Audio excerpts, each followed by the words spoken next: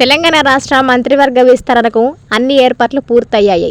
ఈరోజు ఆదివారం మధ్యాహ్నం 12 గంటల నుండి 12:20 మధ్య కొత్త మంత్రుల ప్రమాణ స్వీకార కార్యక్రమం జరగనుంది. ఈ విస్తరణలో 3 కొత్తవారికి అవకాశం కల్పించనుంది.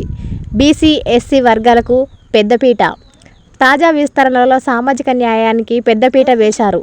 బీసీ వర్గం నుంచి వి. శ్రీహరి ముదిరాజ్, ఎస్సీ వర్గం నుంచి మాల వర్గానికి చెందిన వివేక్, మాదిగ వర్గానికి చెందిన అడ్లూరి లక్ష్మణ్ కుమార్లను మంత్రి పదవులను దక్కనున్నాయి.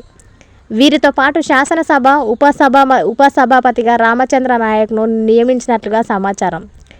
ఎస్టీలకు తాత్కాలిక నిరీక్షణ.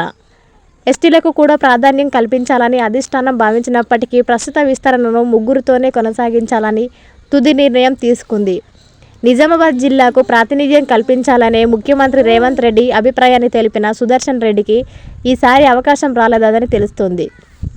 కోమటిరెడ్డి రాజగోపాల్ రెడ్డి వ్యవహారం పక్కన మంత్రివర్గంలో కోమటిరెడ్డి రాజగోపాల్ రెడ్డి పేరు మొదటి నుంచి వినిపించిన ఆయనకు అవకాశం ఇస్తే ప్రస్తుత మంత్రి ఆయన సోదరుడు కోమటిరెడ్డి వెంకటరెడ్డిని కొనసాగించడం కష్టమవుతుందని అధిష్టానం భావించిన సమాచారం. ఇద్దరిలో ఒకరికి మాత్రమే అవకాశం ఇవ్వాలనే ఉద్దేశంతో ఈసారి ఈ అంశాన్ని పక్కన పెట్టారు. అధినాయకత్వంతో విస్తృత చర్యలు. ముఖ్యమంత్రి రేవంత్ రెడ్డి, ఉప ముఖ్యమంత్రి బట్టి విక్రమార్క, మంత్రి ఉత్తమ్ కుమార్ రెడ్డి, పీసీసీ అధ్యక్షుడు మహేష్ కుమార్ గౌడ్, రాష్ట్ర వ్యవహారాలు ఇన్ఛార్జి మీనాక్షి నటనరాజులతో అధిష్టానం విస్తృతంగా చర్చించిన తర్వాతే ఈ నిర్ణయం తీసుకుంది. ఈసారి 3కి మాత్రమే అవకాశం ఇచ్చి మిగతా మంత్రుల నియామకాన్ని తర్వాత దశకు వాయిదా వేశారు. ఖాళీగా ఉన్న మరికొన్ని స్థానాలు ప్రస్తుతం మంత్రివర్గంలో 3 స్థానాలు ఖాళీగా ఉన్నాయి.